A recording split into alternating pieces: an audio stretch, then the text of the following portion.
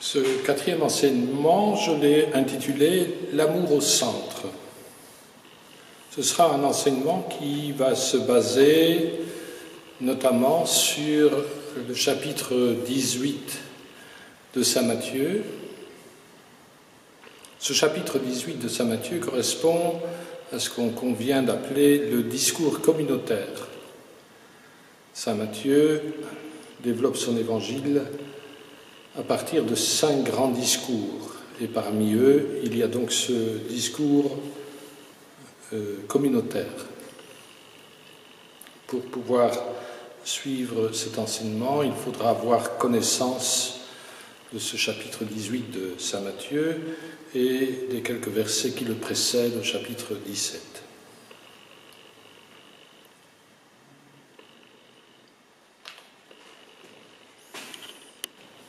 Et comme pour chaque enseignement, je vais commencer par un petit témoignage. Aujourd'hui, je voudrais vous parler de ce que je suis le supérieur de ma communauté et comment je vis cela. Je ne crois pas être un bon supérieur. Je manque d'organisation, je manque de persévérance, si bien que, par exemple, j'ai du mal à convoquer une réunion entre nous, les frères, pour aborder un sujet sérieux ou pas, pour inviter chacun des frères, par exemple, à faire une exhortation. Ça m'est difficile d'organiser et de poursuivre les frères pour que cela se fasse. D'une certaine manière, je préfère l'informel, la discussion lors d'un repas, par exemple. Mais c'est peut-être par facilité. Mais il y a une chose qui me tient à cœur.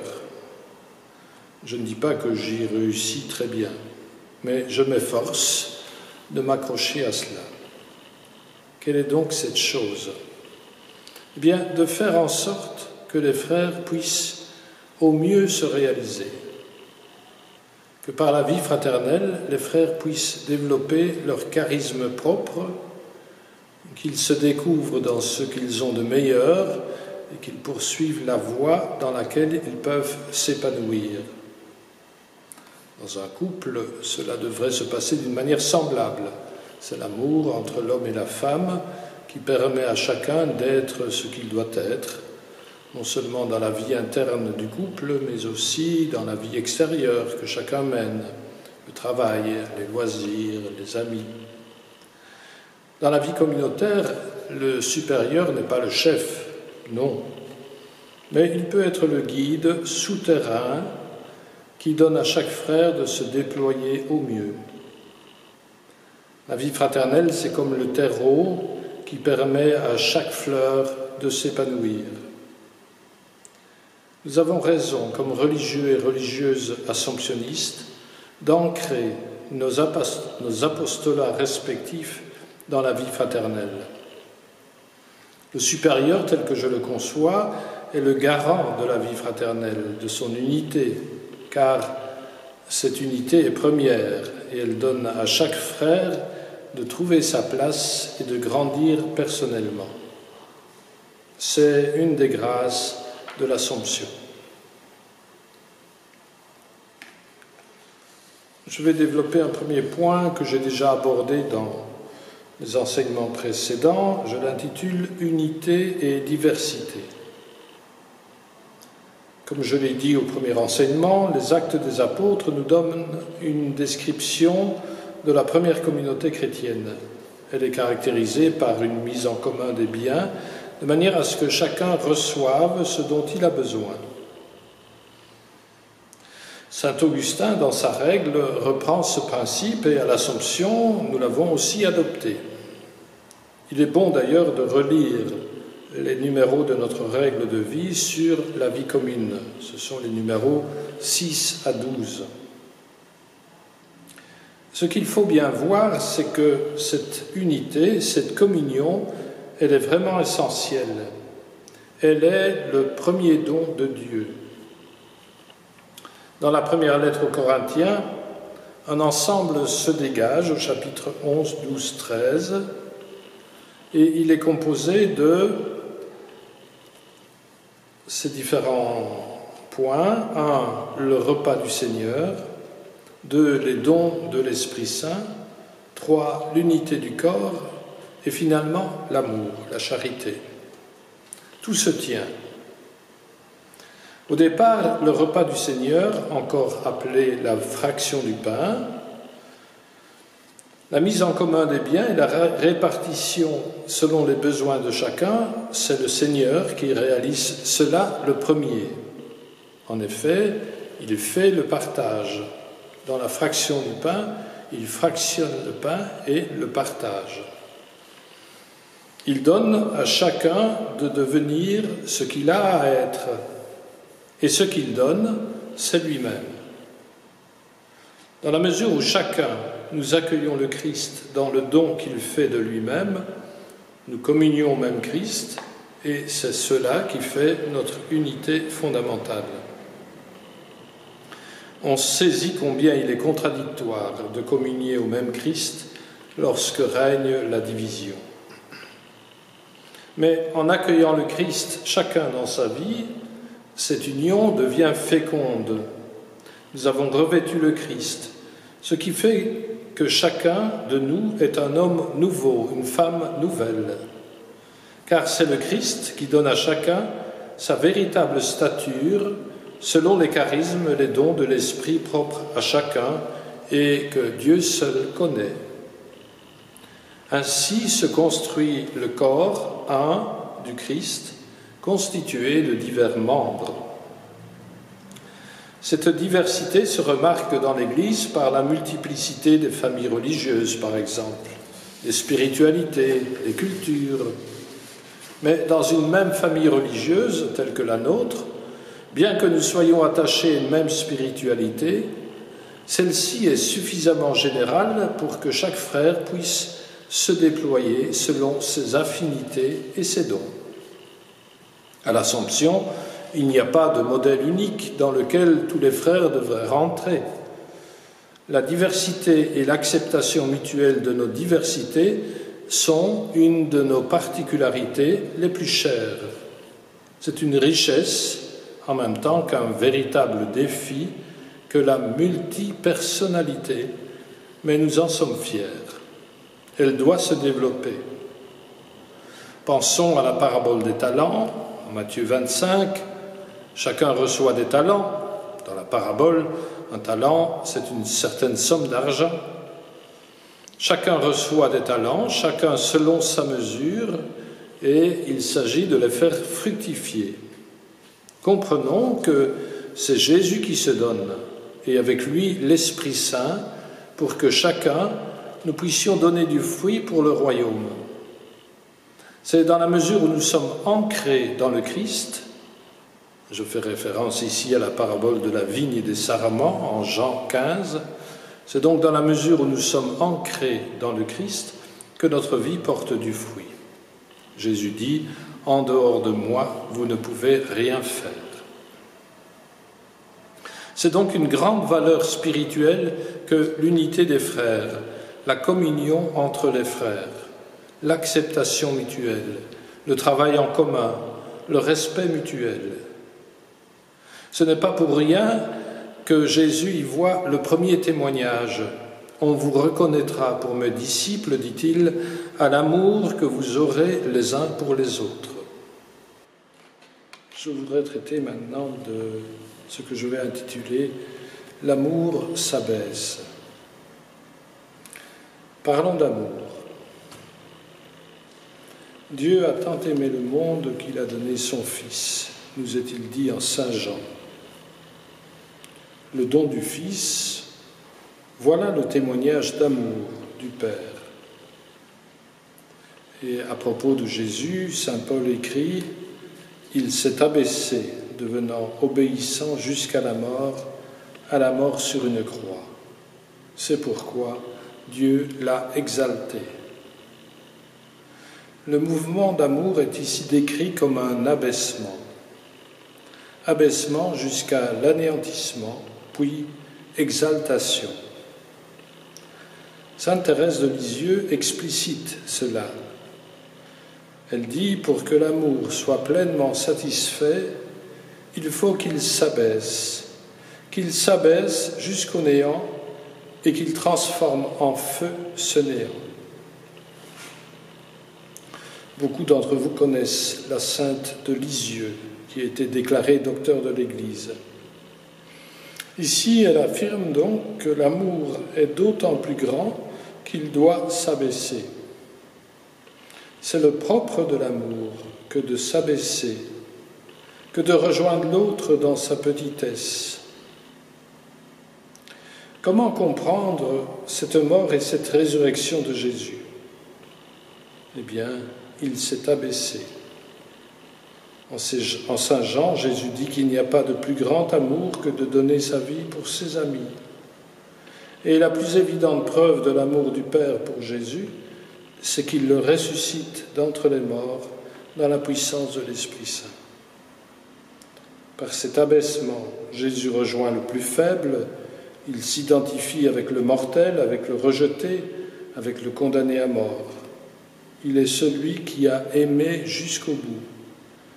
Il a pris la place de la victime. Et en cela, il est le bien-aimé du Père. Si bien que Jésus peut affirmer, comme le Père m'a aimé, moi aussi je vous ai aimé. Et il ajoute, demeurez dans mon amour. Sa mort, c'est cet abaissement, c'est cet amour jusqu'au bout. La résurrection, c'est le témoignage qu'en cet amour jusqu'au bout, il est aimé du Père. Et le Père qu'il aime le ressuscite, mort et résurrection. Thérèse de Lisieux a très bien compris cela. Je ne sais si le mot « comprendre » est juste. Elle a elle-même expérimenté ce mouvement d'abaissement et d'élévation.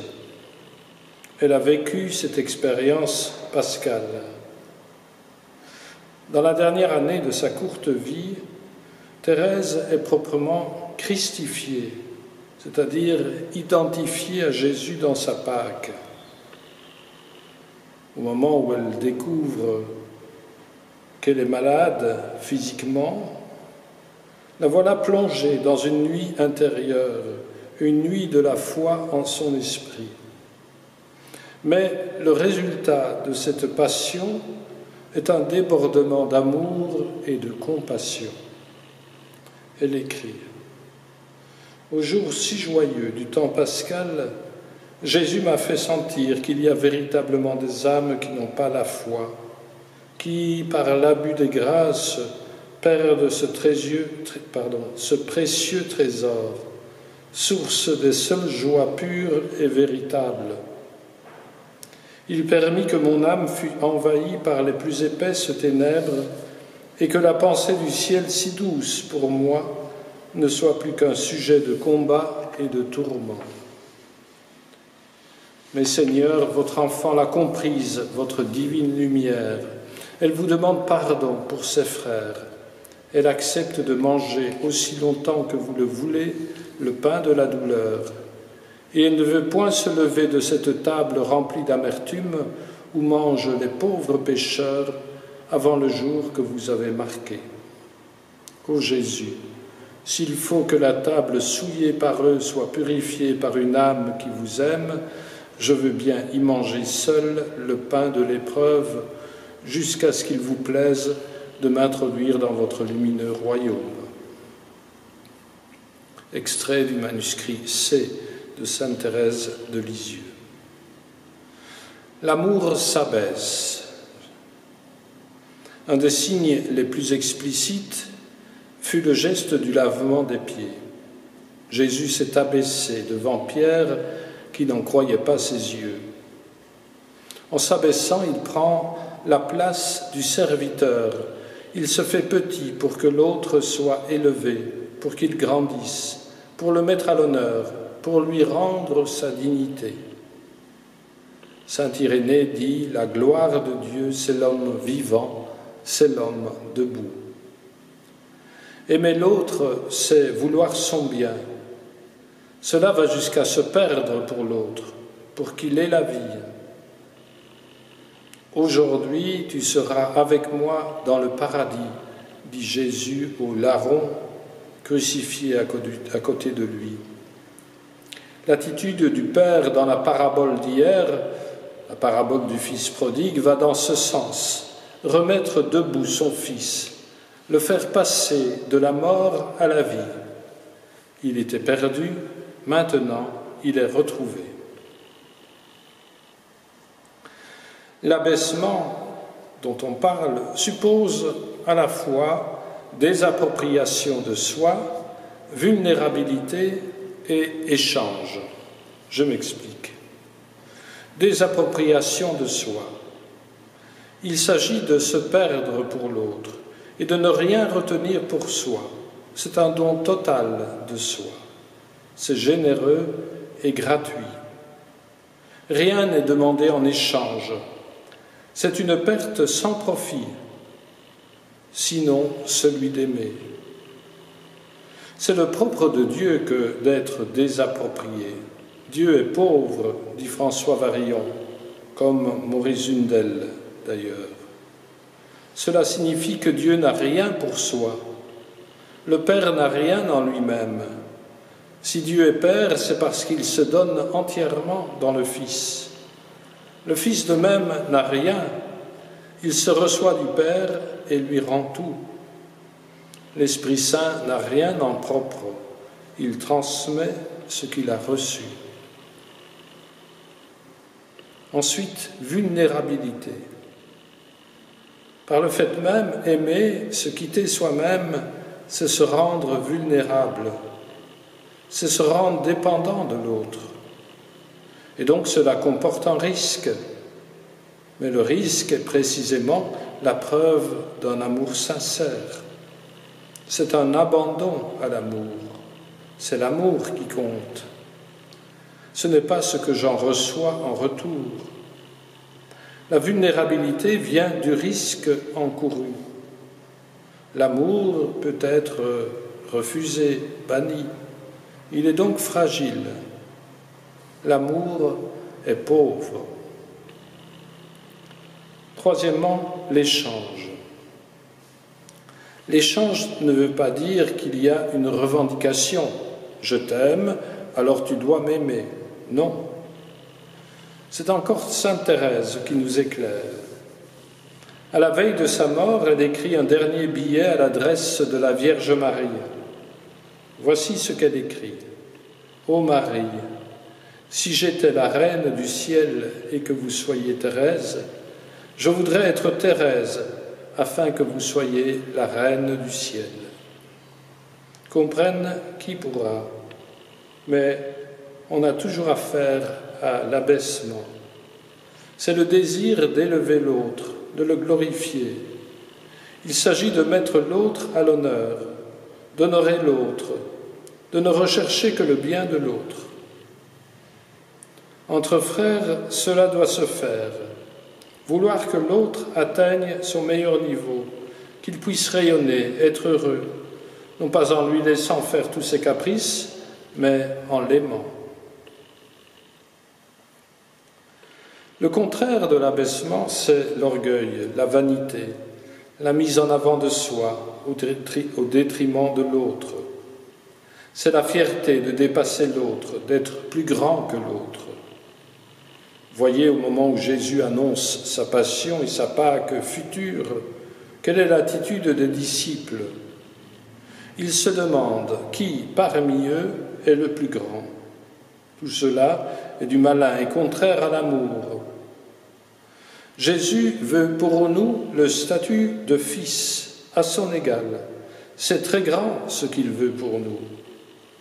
Mais le chemin qui mène à cette grandeur, c'est l'abaissement, la petitesse.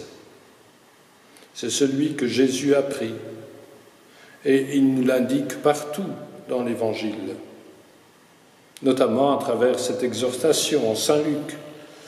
Quand quelqu'un t'invite à des noces, ne va pas t'installer à la première place. Au contraire, quand tu es invité, va te mettre à la dernière place. Et à ceci, il ajoute, quand tu donnes un déjeuner ou un dîner, n'invite pas tes amis, ni tes frères, ni tes parents, ni de riches voisins. Sinon, eux aussi te rendraient l'invitation et ce serait pour toi un don en retour. Au contraire, quand tu donnes une réception, invite des pauvres, des estropiés, des boiteux, des aveugles. Eux n'ont rien à te rendre. Les deux attitudes sont complémentaires et elles sont nécessaires. Elles sont au principe de l'amour. J'en viens alors à étudier quelque peu avec vous ce fameux chapitre 18 de l'Évangile de Matthieu, le discours communautaire de Jésus. J'intitule ce paragraphe « Les petits du Père ». Donc je vous ai dit, l'Évangile de Matthieu est constitué, à part les récits de miracles par exemple, il est constitué de 5 grands discours de Jésus, 5 enseignements. Et nous avons affaire ici donc au discours communautaire. Le contexte, c'est l'annonce par Jésus de sa Pâque prochaine. Et c'est important de le noter. À nouveau, la constitution de la communauté chrétienne est un fruit de la Pâque de Jésus, est le fruit de la Pâque de Jésus. Mais je vous l'ai dit, contrairement à saint Marc et à saint Luc, Matthieu ici ne fait que mentionner la tristesse des disciples. C'est le verset 23 du chapitre 17. Et avant que ceux-ci ne posent la fameuse question de savoir qui est le plus grand, voilà que non seulement Matthieu pose cette question dans le contexte du royaume et non dans le cadre étroit des disciples, mais en plus, il introduit un passage qui lui est propre à propos de la question de l'impôt du temple. Et si vous lisez ce paragraphe, au chapitre 17, vous remarquez que c'est l'occasion pour Jésus de mettre en avant la condition des disciples. Avec lui, ils sont fils, et comme fils, ils sont libres. C'est quand même une fameuse nouvelle. Donc, je le disais, cette affirmation fait suite à l'annonce de la Pâque prochaine de Jésus. C'est dire si aussi, à travers sa Pâque, Jésus obtient pour ses disciples une libération, et cela conditionne la suite de notre récit. Donc, c'est important de le noter, annonce de la Pâque, les disciples sont tristes, épisode sur l'impôt du temple à travers lequel Jésus révèle que ses disciples sont fils et sont libres, ce qu'il a obtenu par sa Pâque. Et on en arrive alors à ce chapitre 18 qui commence par la question des disciples. Qui est donc le plus grand dans le royaume des cieux, demande-t-il. Et Jésus de répondre en mettant un enfant au milieu d'eux. L'idée est double. 1. Changer et devenir comme un enfant pour entrer dans le royaume. Et 2. Se faire petit, car telle est la vraie grandeur du royaume. Le discours alors se structure en 3 parties, avec au centre la parabole de la brebis égarée, qui explicite cette affirmation de Jésus au verset 14. « Votre Père qui est aux cieux veut qu'aucun de ses petits ne se perde. » C'est l'idée phare de ce discours, l'idée centrale. Le Père tient à garder auprès de lui ceux qui sont appelés les petits. Et le discours est donc à lire entièrement à la lumière de cette phrase centrale. La parabole de la brebis perdue qui est lié à cette affirmation de Jésus est justifié par cette parole « Gardez-vous de mépriser aucun de ces petits ». Car en méprisant ces petits, et c'est l'objet des scandales dont il est parlé, vous allez à l'encontre de la volonté du Père. Vous vous mettez en opposition franche avec ce que le Père désire.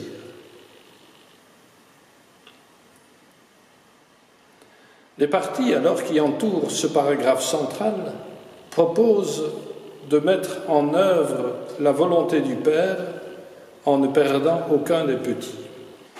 Mais avant d'aborder ces deux parties, demandons-nous, mais qui sont ces petits ?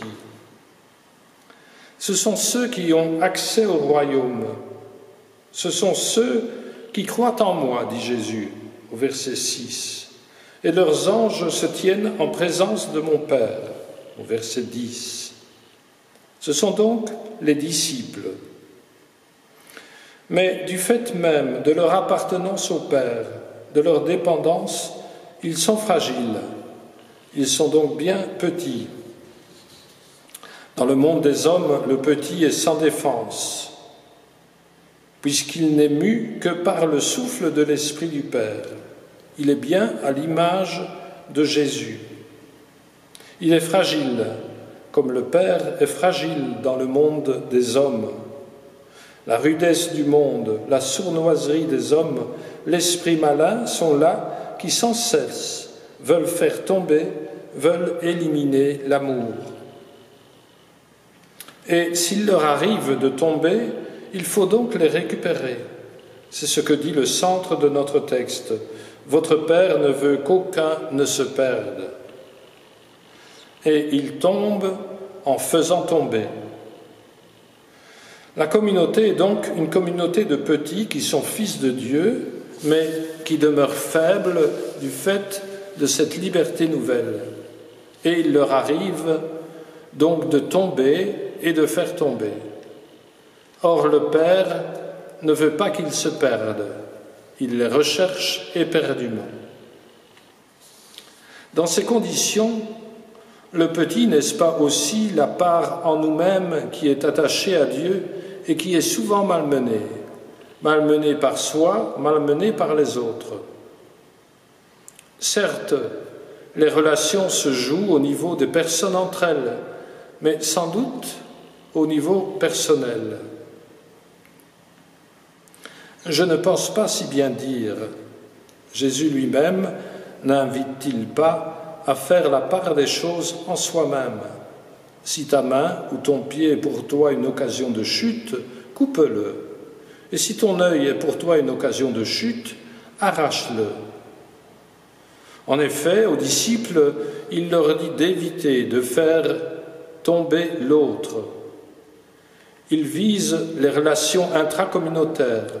Puis il dit, si ta main est pour toi une occasion de chute, il demande de faire en soi la part des choses, ce qui appartient au Père et ce qui ne lui appartient pas et dont il faut se séparer. C'est la première partie de notre texte. Dans la deuxième partie, des versets 15 à 35, Jésus traite en gros du pardon entre frères.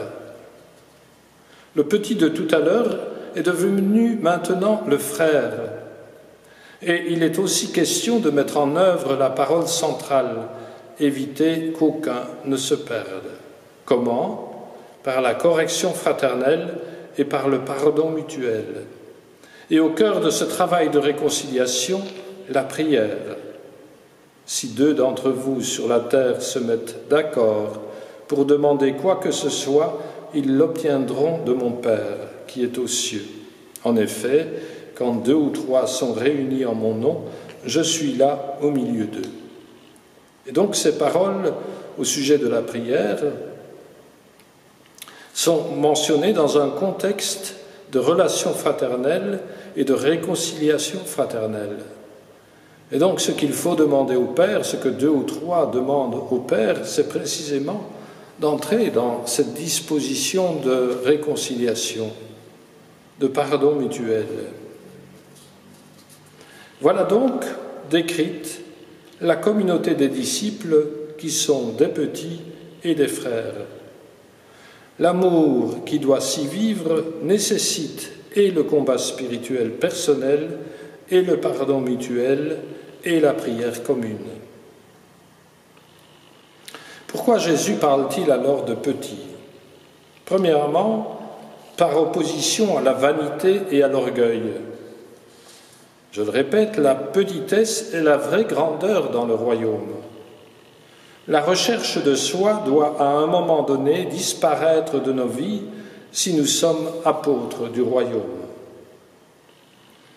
Deuxièmement, il veut souligner la fragilité du disciple. Croire en Jésus fragilise-t-il ? Appartenir au Père rend-il plus fragile ?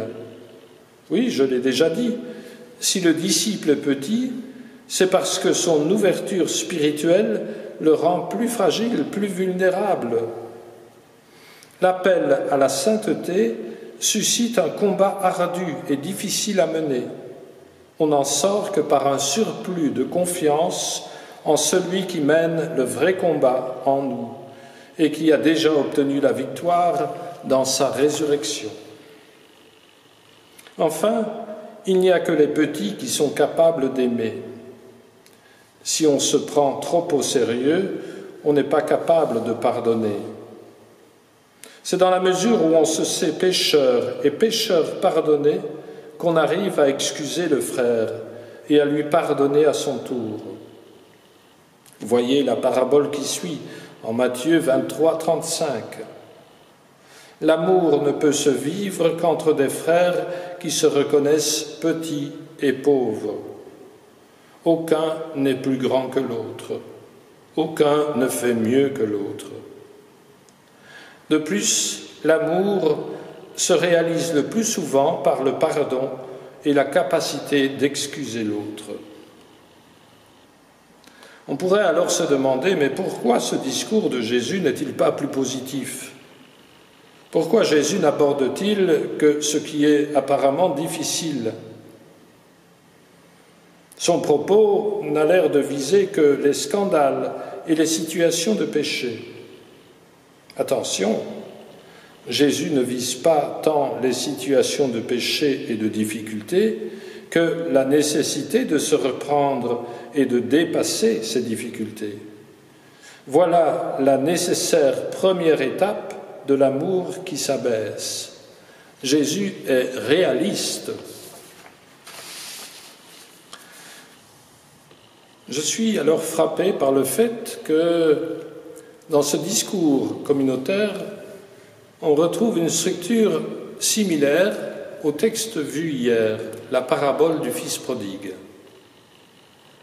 Rappelez-vous, le fils cadet a dilapidé le bien de son père. Et ici, dans le discours communautaire, Jésus fait mention des scandales, du fait qu'un petit est tombé et l'on fait tomber le petit. Au centre de la parabole du fils prodigue, c'est le père tout heureux de voir revenir son fils et qui organise ce repas. Et dans la parabole de la brebis perdue, on lit « S'il parvient à retrouver la brebis égarée, le berger en a plus de joie que les 99 autres qui ne se sont pas égarés. »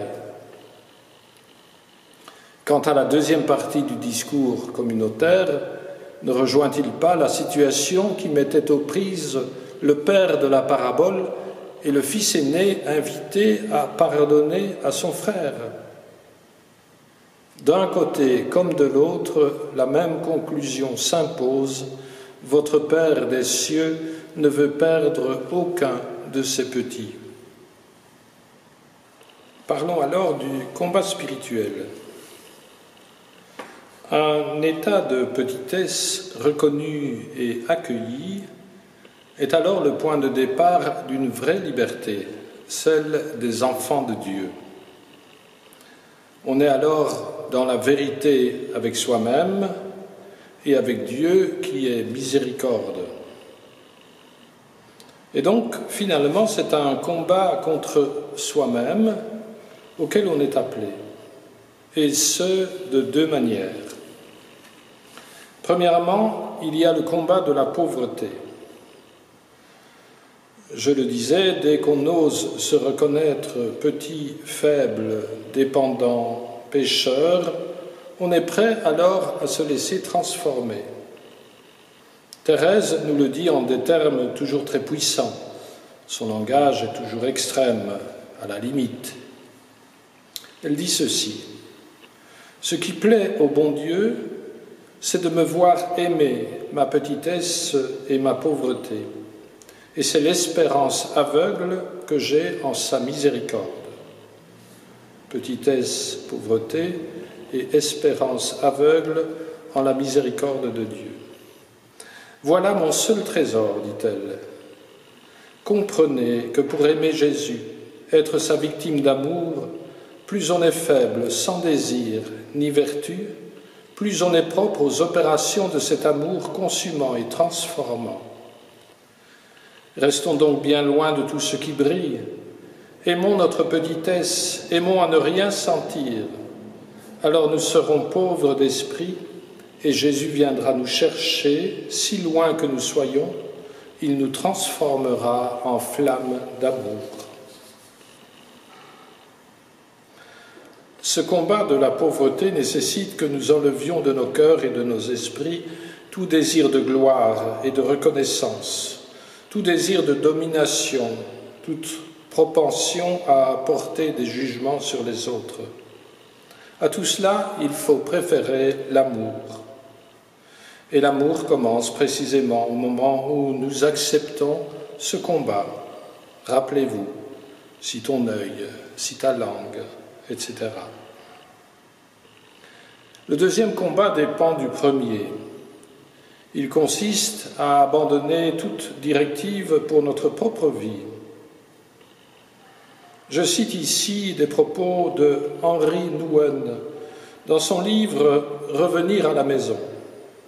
Henry Nouwen est un auteur qui s'est intéressé de très près à cette parabole du fils prodigue et au tableau de Rembrandt qui lui correspond.